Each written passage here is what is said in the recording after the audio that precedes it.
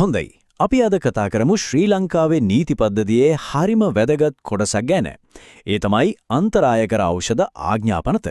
මේක විශේෂයෙන්ම නීතියේ හරි ඖෂධ වේදයේ හරි ඉගෙන ගන්න කෙනෙක්ට ගොඩක් වැදගත් වෙන විග්‍රහයක්. ඉතින් අපි මේ මාතෘකාව කොටස් 5කින් කතා කරමු.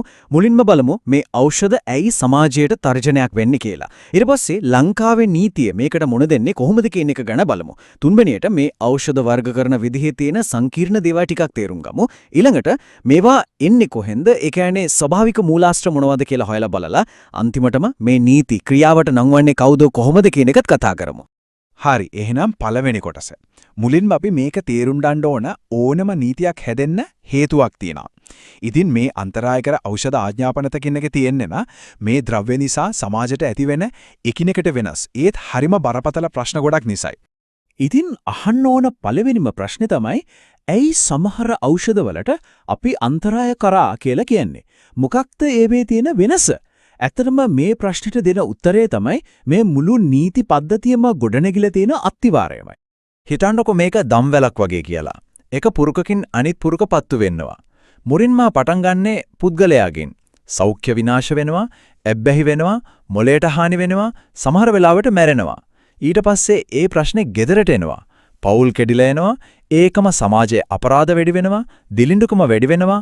අන්තිමටම මේ ඔක්කොම එකතු වෙලා මුළු රටේම ආර්ථිකයටත් ලොකු බරක් වෙනවා. මොකද සෞඛ්‍ය සේවාවලට යන වියදම වැඩි වෙනවා, වැඩ කරන මිනිස්සුන්ගේ කාර්යක්ෂමතාව අඩු වෙනවා. ඉතින් මොන්න ඔය බරපතල ප්‍රශ්න ගොඩට විසඳුමක් විදියට තමයි ලංකාවේ නීතිය ඉස්සරහට එන්නේ. හරියට පලිහක් වගේ. මේ පලිහේ තියෙන ප්‍රධානම ආයුධය තමයි විෂ වර්ග, අබින් සහ අන්තරායකර ඖෂධ ආඥාපනත. දිග නමක් නිසා අපි මේකට කෙටියෙන් කියමු POD ආඥාපනත කියලා. මෙන්න මේක තමයි හරිම වැදගත් තැන. විශේෂයෙන්ම නීතිය ගැන ඉගෙන ගන්න කෙනෙක්ට ලංකාවේ නීතියට අනුව දෙයක් අන්තරායකර ඖෂධයක්ද නැද්ද කියලා තීරණය කරන්නේ ටෙස්ට් දෙකකින්. ඒ දෙක එක්කෝ POD ආඥාපනතේ 3 වෙනි උපලේඛනයේ තියෙන්න ඕන. එහෙම නැත්නම් 1984 ඖෂධ පනතේ 3 වෙනි උපලේඛනයේ තියෙන්න ඕන.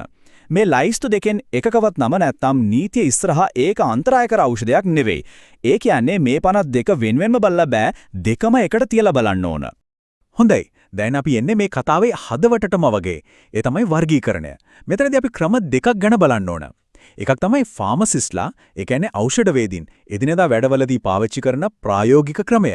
අනිත් එක තමයි උසාවියකදී නීතිය ක්‍රියාත්මක කරද්දී පාවිච්චි කරන නිල නීතිමය ක්‍රමය. මේ දෙකම හරියට තේරුම් ගන්න එක ගොඩක් වැදගත්. අපි මුලින්ම බලමු ෆාමසිස්ට්ලා කොහොමද මේවා බෙදන්නේ කියලා. එයාලගේ ප්‍රායෝගික ලෝකෙදී මේවා ප්‍රධාන කාණ්ඩ 3යි. පළවෙනි එක අමු අන්තරායකර ඖෂධ. උදාහරණයක් තමයි අමු අබින්. දෙවෙනි එක ඖෂධීය අන්තරායකර ඖෂධ. ඒ කියන්නේ ලෝඩනොම් වගේ බෙහෙත්. තුන්වෙනි එක තමයි නිදහස් කළ සැකසුම්. ඒ කියන්නේ පැරගොරික් වගේ දේවල්. ඔය අන්තිම දෙකේ වෙනස තේරුම් ගන්න හොඳම විදිය තමයි ලෝඩනම් සහ පැරගොරික් සසඳන එක. ලෝඩනම් කියන්නේ මත්ගුණය සෑහෙන්න වැඩි, ඒ නිසා හරිම තද පාලනයක් යටතේ දෙන බෙහෙතක්. ඒත් පැරගොරික් වල මත්ගුණය තියෙන්නේ හරිම පොඩ්ඩයි. ඒ නිසා ඒකට නීතියෙන් යම් නිදහසක් ලැබිලා තියෙනවා. අන්න ඔය වෙනස තමයි ඖෂධීය සහ නිදහස් කල කියන කාණ්ඩ දෙක වෙන් කරන්නේ. මේ වගුව බැලුවම මේ කතාව තවත් පැහැදිලි වෙයි. බලන්න වමේ ඉඳන් දකුණට යද්දි මොකද වෙන්නේ කියලා. මුලින්ම තියෙන්නේ ස්වභාවික අමුද්‍රව්‍ය. ඊළඟට ඒක සකස් කරපු බෙහෙතක් වෙනවා. අන්තිමට ඒක තවත් තනුක කරපු සකසුමක් වෙනවා. දැන් ඒකටම සමාන්තරව පහළ පේලිය බලන්න. නීතිමය පාලනයත් අන්න ඒ විදියටම අතිශය දැඩි තැන ඉඳලා සීමිත නිදහසක් දක්වා ලිහිල් වෙන හැට පේනව නේද? හරි. ඔය අපි කතා කළේ ෆාමසිස්ට්ලාගේ පැත්තෙන්. දැන් අපි යමු නීතිය පැත්තට. නීතිය ලෝකෙදී, ඒ කියන්නේ POD ආඥාපනතේ 3 වෙනි උපලේඛනයට අනුව මේ ඖෂධ වර්ග කරන්නේ A, B, C, D සහ E කියලා නිල කාණ්ඩ පහකට. අපි B කාණ්ඩෙන් පටන් ගමුකෝ. මේවට තියෙන්නේ හරිම ප්‍රබලමත් ගුණයක්. ඒ වගේම ඇබ්බැහි වෙන්න තියෙන ඉඩකඩත් හරිම වැඩි. ඒක නිසා තමයි මේවට වෛද්‍ය විද්‍යාත්මක ප්‍රයෝජන තිබුණත් උදාහරණයක් විදිහට මෝෆින්, කොකේන්, මෙතඩෝන් වගේ දේවල් ඒවා පාවිච්චි කරන අවසර දෙන්නේ හරිම සීමිත, තදින්ම පාලනය කරතු වෛද්‍ය අවශ්‍යතාවලට විතරමයි. හරි. දැන් අපි C කාණ්ඩට එමු. මෙතනදී අවදානම B එකට වඩා ටිකක් අඩුයි. ඇබ්බැහි වෙන්න තියෙන හැකියාවත් සාපේක්ෂව අඩුයි. ඒ නිසා තමයි කෝඩීන් සහ පෙතිඩීන් වගේ ඖෂධ වේදනානාශක වලට විශේෂයෙන්ම කැස්සට දෙන සිරප් වර්ග වලට එහෙම බහුලව යොදාගන්නේ. හැබැයි අවදානම අඩුයි කිව්වට මේවා තාමත් නීතිමය පාලනයකට යටත්. ඩී කාණ්ඩයට එද්දී අවදානව තවත් අඩු වෙනවා. මොකද මේවා සංයෝග සැකසුම්. සරලවම කිව්වොත් මත් ගුණය තියෙන ද්‍රව්‍ය අඩංගු වෙන්නේ හරිම පොඩි ප්‍රමාණයක්. ඒකත් වෙනත් දේවල් ගොඩක් එක්ක කලවම් වෙලා. ඩෝවර්ස් පවුඩර් වගේ එකක් ගත්තොත් අර මත්ද්‍රව්‍ය කියන්නේ මුළු බෙහෙතේම තියෙන එක පොඩි අංගයක් විතරයි. ඉතින් වැරදි විදිහට පාවිච්චි වෙන්න තියෙන ඉඩ අඩුයි. දැන් යන්නේ ඊ කාණ්ඩය. මේක තමයි මේ ලිස්ට් එකේ තියෙන භයානකම නීතියෙන් දරුණුම විදියට සලකන කාණ්ඩය. ඇබ්බැහි වෙන්න තියෙන හැකියාව අති විශාලයි. කෙලින්ම මධ්‍යම ස්නායු පද්ධතියට තමයි බලපන්නේ. මේකට හොඳම උදාහරණය තමයි හෙරොයින්.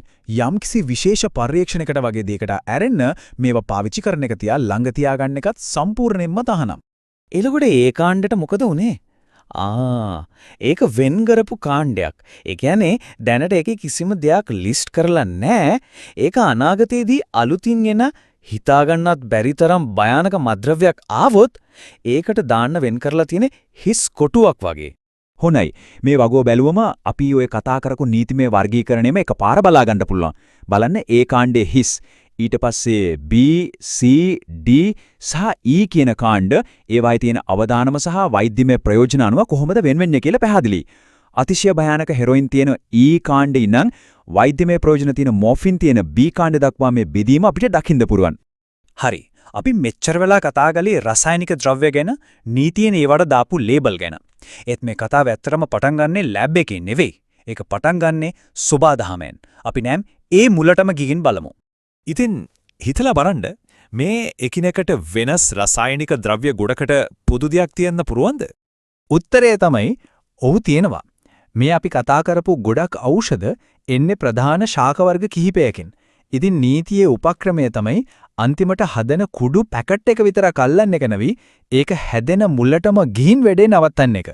අන්න ඒ නිසයි පොඩ් ආඥා පනතේ 26 වෙනි වගන්තියෙන් මේ ප්‍රධාන ශාක තුන ඒ කියන්නේ අබින් පොපි, කෝකා ශාකය සහ කංසා ශාකය හරියටම අර්ථ දක්වලා ඒවා වගා කරන එක පවා තහනම් කරලා තියෙන්නේ. ඇයි මේ 26 වෙනි වගන්තිය මෙච්චර වැදගත්? හිතන්න කෙනෙක්ට නඩු දාන්න නම් කංසා කියන්නේ මොකක්ද, කෝකා කියන්නේ මොකක්ද කියලා නීතියේ හරියටම ලියවිලා තියෙන්න ඕන. අනේ අර්ථ දැක්වීම දෙන්නේ මේ වගන්තියෙන්. නීති විරෝධී වගාවන් නවත්තන්න බලධාරීන්ට උදව් වෙන්නෙත් මේකෙන්. වෙන විදිහකට කිව්වොත් 26 වෙනි වගන්තිය කියන්නේ මද්ද්‍රව්‍ය නිෂ්පාදනයට විරුද්ධව නීතිය ක්‍රියාත්මක කරන මුළු වැඩපිළිවෙලේම කොඳුනාරටිය වගේ. ඒක නැත්නම් මුළු සිස්ටම් එකම කඩාගෙන වැටෙනවා.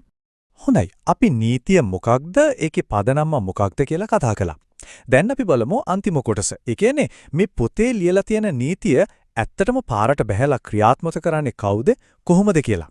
මේක තනි කෙනෙක්ට කරන්න පුළුවන් දෙයක් නෙවෙයි. ආයතන කිහිපයක් එකතු වෙලා තමයි මේ නීතිය ක්‍රියාත්මක කරන්නේ. පොලිස් මද්ද්‍රව්‍යනාශක කාර්යාංශය රට ඇතුලේ තියෙන ජාවාරම් ගැන හොයනවා. රේගෝ බලා ගන්නවා රටේ දේශ සීමාහලා මේවා ඇතුළට එනවද එළියට යනවද කියලා. සුරාබද දෙපාර්තමේන්තුවද වැටලීම් වලට උදව් කරනවා. අන්තිමටම මේ අල්ලගන්න හැම කෙනෙක්ගේම නඩුව අහලා වැරදිකරුවන්ට දඩුවම් දෙන්නේ අධිකරණයෙන්. ඉතින් මේ හැමදේම දිහා බැලුවම අපි අන්තිමට ඇවිත් නතර වෙන්නේ එක ලොකු ප්‍රශ්නයක් ඉස්සරහා. ඒ තමයි එකම දෙයකට මිනිස්සුන්ව සනීප කරන්නත් පුළුවන්, ඒ වගේම ඒ දෙයින්ම මහ විනාශයක් කරන්නත් පුළුවන්. ඉතින් කොහොමද නීතියක් පාවිච්චි කරලා මේ දෙක අතරේ සමබරතාවයක් හදාගන්නේ? ඇත්තටම මේක තමයි ඖෂධ නියාමනය කිරීමේදී හැමදාටම තියෙන ලොකුම අභියෝගය.